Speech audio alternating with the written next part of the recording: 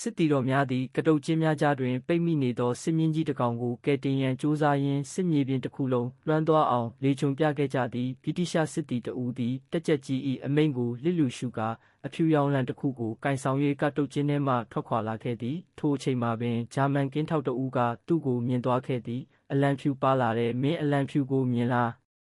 ဗြိတိရှစစ်တီသည်ပိတ်မိနေသောမြင်းစီသို့ဆက်လက်လျှောက်လှမ်းသွားခဲ့သည်သူ၏ရဲဘော်ရဲဘက်များကမူသူ့ကိုစိတ်ယူထနေပြီဟုထင်မှတ်ခဲ့ကြသည်မြင်းစီသို့ရောက်သောအခါထိုစစ်တီသည်မြင်း၏ခြေလေးချောင်းစလုံးစူးကြိုးများတွင်ရှုပ်ထွေးညှိတွယ်နေသဖြင့်သူတယောက်တည်းနှင့်ဖယ်ရှားပေး၍မရနိုင်ကြောင်းသိလိုက်ရသည်ထိုစဉ်ဂျာမန်စစ်တီတဦးသည်လည်းကတုတ်ကျင်းထဲမှထွက်လာပြီးသူ့အားစူးကြိုးဖြတ်ကတ်ကြီးတစ်လက်လာပေးခဲ့သည်သူတို့သည်ရန်သူများဖြစ်ကြတော့လဲကိုမကာကွယ်နိုင်သောစစ်မြင်းကြီးကိုကယ်တင်ရန်အတွက်တိုက်ပွဲကိုခဏရပ်တန့်ခဲ့ကြသည်ထိုမြင်းကိုမိတို့အကောင်းဆုံးလွတ်မြောက်အောင်လုပ်ပေးမလဲဆိုသည်ကိုတိုင်ပင်စကားပြောရင်းအတူတကွပူးပေါင်းလှုပ်ဆောင်ခဲ့ကြသည်သို့သောကက်ကြီးတစ်လက်ထဲနှင့်မလုံလောက်သဖြင့်ဂျာမန်စစ်တီကသူ၏ကတုတ်ချင်းဘက်သို့လှမ်းအော်လိုက်သည်စစ်တီနှစ်ဦးသည်ဘေးချင်းရှင်စောင့်ကြောင်းထိုင်ကမြင်းတွင်ပတ်နေသောစူးကြိုးများကိုဖျက်တောက်ပေးခဲ့ကြသည်အလုံးလုံးနေစဉ်အတွင်းသူတို့သည်မိမိတို့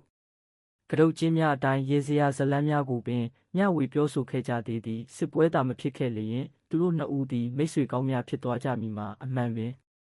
နောက်ဆုံးစူးကြိုးတမြင်ကိုဖျက်တောက်ပြီးသောအခါစစ်မြင်းကြီးသည်အားယူ၍မတ်တက်ထွက်နိုင်ခဲ့သည်အမျိုးသားနှစ်ဦးစလုံးမတ်တက်ရရင်းထိုခန့်ညားထဲဝါသောတရိษံလေးကိုသဘောကျစွာကြည့်ရှုနေခဲ့ကြသည်ဤသို့သောမြင်းမျိုးသည်စစ်မြေပြင်နှင့်မထိုက်တန်ပါပေသို့သောထိုမြင်းကိုမည်သူပိုင်ဆိုင်သင့်သည်နည်းဆိုသည်ကိုသဘောတူညီမှုမရကြသောအခါအကျွေဆေးမြောက်၍ဆုံးဖြတ်ရန်သဘောတူလိုက်ကြသည်ဗြိတိရှစစ်တီကအနိုင်ရရှိသွားခဲ့သည်ဂျာမန်စစ်တီကလည်းရလက်ကိုမကြေမနက်မဖြစ်ဘဲလက်ခံခဲ့သည်မထွက်ခွာမီဗြိတိရှစစ်တီကစတင်၍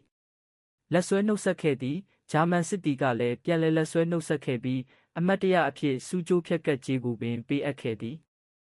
ဤဇဝင်ခန်းသည်စစ်ပွဲ၏မလိုလားအပ်သောအမျှော်မြင်မဲ့မှုနှင့်ရက်စက်မှုကိုအပြည့်အဝဖော်ပြနေပေသည်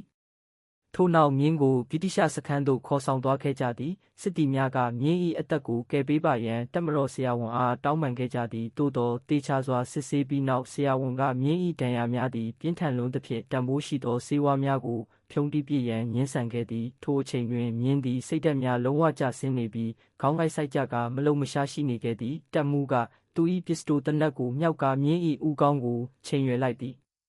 ထိုစဉ်မှာပင်လူတိုင်းရုတ်တရက်အနောက်သို့လှည့်ကြည့်လိုက်ကြသည်မျက်လုံးတစ်ဖက်ဒဏ်ရာရထားသောကောင်လေးတစ်ယောက်သည်လေချုံရင်းဖြင်းညင်းစွာရှေ့သို့လျှောက်လာခဲ့သည်အသီးစိတ်တစ်ခုတည်းဖြင့်ပင်ထိုမြင်းသည်သူ၏မြင်းဖြစ်သည်ဟုသေချာယုံကြည်နေခဲ့သည်စစ်မြင်းကြီးသည်ယင်းဤပိသားလေချုံတန်ကိုချက်ချင်းမှတ်မိသွားပြီးကောင်လေးစီသို့ရိုင်းတိရိုင်းတိုင်းလျှောက်သွားခဲ့သည်တပ်မတော်ဆရာဝန်ကမူဒါသည်မြည်သည့်နေရာကမှန်းမသိသောမြင်းတကောင်များသာဖြစ်သည်ဟုအခိုင်အမာပြောဆိုခဲ့သည်ဒါလုံးဝရန်တမ်းပြောနေတာမဟုတ်ပါဘူးဆရာသူကကျွန်တော်မြင်းပါကျွန်တော်ကိုယ်တိုင်မွေးထားတာပါသို့တော့ကောင်လေးကလုံးဝလက်မလျှော့ခဲ့ပေသူ၏မြင်းတွင်နဖူးပြင်၌အဖြူရောင်မွေးရပါအမတ်တစ်ခုနှင့်ခြေလေးချောင်းစလုံးတွင်အဖြူရောင်အမတ်သားများပါရှိကြောင်းရှင်းပြခဲ့သည်မြင်းသည်ရွှွနုံများပေးကျန်နေသောကြောင့်တကောင်လုံးအနက်ရောင်ပြောင်းနေခြင်းဖြစ်သည်စစ်တီများသည်ရေပုံးများကိုချက်ချင်းယူဆောင်လာပြီးခြေထောက်မှရွှွများကိုစေကြောပေးလိုက်ရာအောက်ခြေရှိအဖြူရောင်အမတ်သားများပေါ်ထွက်လာခဲ့သည်ဆရာဝန်ကိုယ်တိုင်မြင်း၏နဖူးပေါ်မှရွှွများကိုတုတ်တင်ပေးလိုက်သောအခါထူးခြားသည့်အဖြူရောင်မွေးရပါအမတ်ကိုအမှန်ပင်တွေ့လိုက်ရသည်ထိုအချိန်တွင်ဒဏ်ရာရထားသောကောင်လေး၏စကားကိုမည်သူမျှတန်တရားမဝင်ကြတော့ပေထို့နောက်မကြာမီမှပင်စစ်မြင်းကြီးသည်ကောင်လေးစီသို့ဖြည်းဖြည်းချင်းလျှောက်သွားခဲ့ပါတော့သည်